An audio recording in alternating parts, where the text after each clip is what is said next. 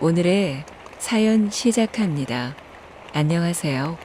불과 1년 전이지만 저는 지독했던 회사 생활을 청산하고 공무원에 도전하고자 노량진에서 공부를 하고 있었어요.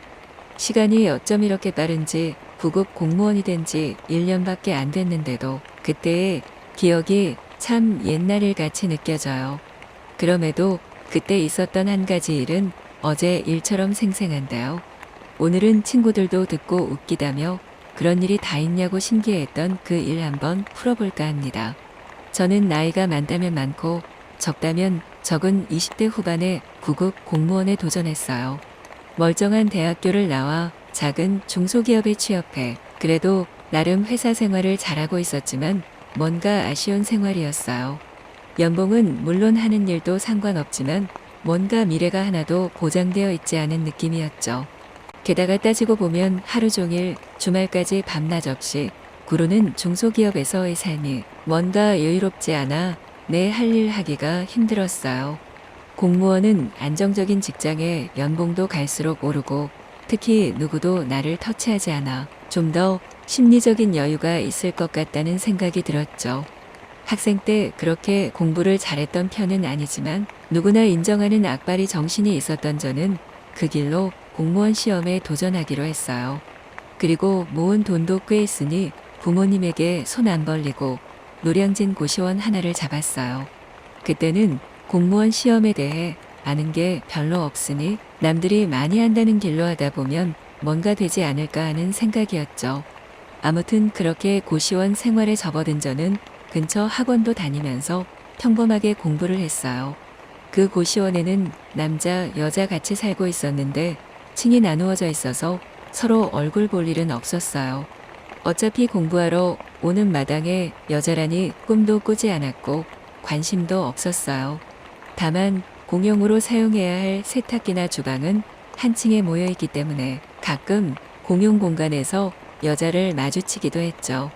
뭐 이리 보나 저리 보나 추레하게 다니는 저에게 관심을 가지는 여자는 물론 없었어요.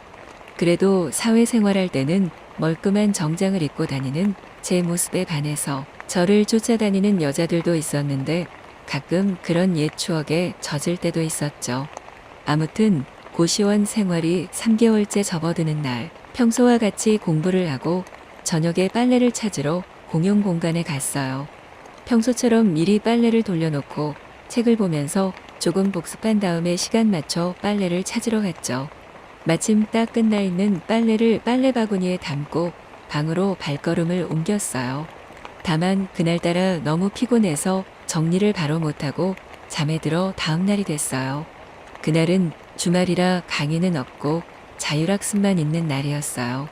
평소보다는 조금 여유있게 일어나 빨래부터 정리하려고 했는데 하나하나 꺼내다 보니 이상한 게 껴있는 게 보였어요. 바로 내 것처럼은 보이지 않는 여자 속옷이었어요. 저는 순간 너무 당황하면서 어떻게 해야 하지 머리를 굴리기 시작했어요.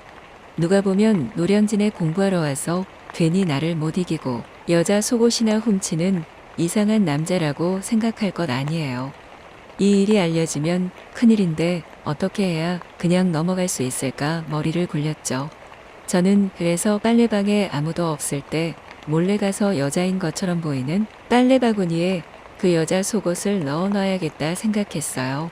그래서 얼른 속옷을 챙겨 들고 빨래방에 갔더니 다행히 아무도 없는 거예요. 누가 볼세라 정신없이 속옷을 휙 숨겨놓고 도망치듯 빠져나왔어요. 내 잘못도 아닌데 죄인이 된 것처럼 이러는 게 웃기기도 했지만 큰일 나는 것보다야 낫다 속으로 생각했죠. 아무튼 그 일이 벌어진 지 이틀 뒤까지 저는 바보처럼 안심을 하고 있었죠. 평소처럼 공부를 하던 어느 날 빨래를 하러 공용 공간에 갔는데 너무 놀랄 수밖에 없는 광경을 봤어요. 제 속옷이 상자에 담겨 있고 어떤 여자 글씨체로 이 속옷 주인 제 빨래에 섞여 있었으니 가져가세요라고 써져 있는 거예요. 글쎄 제가 그때 여자 속옷을 빨래 바구니에 몰래 섞을 때 제 속옷도 같이 넣어버린 거죠. 아무리 정신이 없어도 그렇지 미쳤다고 자책하면서 부끄럽기도 한 그런 느낌이었어요. 다행히 제 속옷을 빨래 바구니에서 찾은 여성분은 별일 아니라고 생각하는 듯해서 다행이었지만 그럼에도 이렇게 공용 공간에 내 속옷을 떡하니 놓다니 진짜 부끄럽더라고요. 아무튼 그 옷을 보고 가져가려는 찰나 공용 공간에 어떤 여성분이 들어왔어요. 저는 흠칫하면서도 이미 제 속옷에 손이 가고 있던 와중이라 아무렇지 않게 옷을 잡고 주머니에 쓱 넣었어요. 부끄러워서 후다닥 나가려는 찰나 그 여성분이 말을 걸더라고요. 그 속옷 당신 거냐면서 내 빨래 바구니에 섞여 있길래 변태인 줄 알았다고 그러셨어요. 저는 이분이 그분이구나 라는 깨달음과 동시에 너무 놀라서 해명하기 바빴죠. 저의 정신산만한 해명에 그 여성분은 이내 웃음을 팡 터트리더니 괜찮다고, 일부러 그런 것도 아니고 공용 공간이라 자기 빨래 흘릴 수도 있는 거 아니냐 그러더라고요. 저는 속으로 너무 다행이라는 생각과 동시에 오랜만에 이렇게 여자랑 대화하고 있으니까 약간의 설렘도 느껴지는 기분이었어요. 그 여자분은 생각보다 터프한 성격에 남자다운 성격을 가지고 계셨는데 갑자기 저한테 공무원 공부하는 거냐며 틈틈이 같이 하지 않겠냐 그러시더라고요. 노량진이 수험생들의 성지인 이유가 사실 개인적인 것도 있다고 들어서 순간 그런 쪽으로 머리가 굴러갈 뻔했지만 본 목적을 잊지 않고 그러겠다 했죠. 그렇게 우리는 속옷이 뒤섞여버린 일화가 인연이 되어 같이 카페에서 공부를 하기도 하고 몰래 서로의 방에 가서 속닥거리며 공부를 하기도 했어요. 그러다가 어느 날은 침대에 엎드려서 같이 책을 읽고 있었는데 그 여자분이 빤히 쳐다보는 게 느껴졌어요. 그러면서 은근히 저에게 자기 몸을 붙이고 제 머리를 만지면서 후 바람을 불더라고요. 책에 집중하고 있었던 제 집중력은 흐트러지고 이내 기분이 좋아지면서 귀가 빨개졌어요. 그분은 제가 엔돌핀이 도는 것을 안다는 듯이 제 귓가에 말을 하더라고요.